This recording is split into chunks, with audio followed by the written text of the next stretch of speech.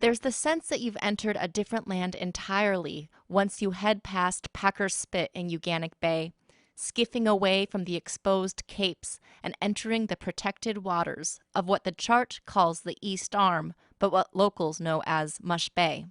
The warm green of willows and birch trees top short rocky ledges. Calm water laps in the coves. And although it's Kodiak, for a moment there is a glimpse of Indonesia or some other tropical location. It's no wonder that Jeannie Shepherd knew she was home the first moment she saw it. She purchased the old saltery from Mary Jacobs and John Finley. Previous owners had been Al and Hazel Owen. As lovely as it was, though, there was a bit of a problem with her new home. You know, everything was very rough. The tide used to come in my house. The big tides of the year would come in, and John and Mary, I do believe someone, maybe it wasn't them, they drilled holes in the floor to let the water out and put wine corks in them. Well, guess where the water comes in first, too? through the through the holes in the floor. Al and Hazel came over. They were living in Village Islands when I moved out here, and they came for Thanksgiving dinner one Thanksgiving, and they brought their slippers along, you know, so they put their slippers on, and just as the turkey was coming out of the oven, the tide started coming in.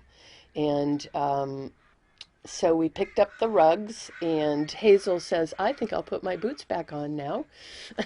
And we all put our boots on, and there was four of us here for dinner, and Locke Finley had always carved me a little wooden boat every time he'd been here. So my windowsill had, I don't know, five little wooden boats on the windowsill. So we got the little wooden boats out and sailed them around on the living room floor after we picked the rugs up. And Hazel says, give me the mop. And I said, why don't we wait till the tide turns? And so we did, and then mopped the floor up and ate turkey dinner. And it couldn't have been more perfect company to do that with, because they used to live here. And not that the tide came in while they lived here. After the tidal wave is when the tide would come in. You know, if that was 64, did John and Mary live with the tide coming in the house for that long? Anyway, I guess maybe they did. But they were braver than me.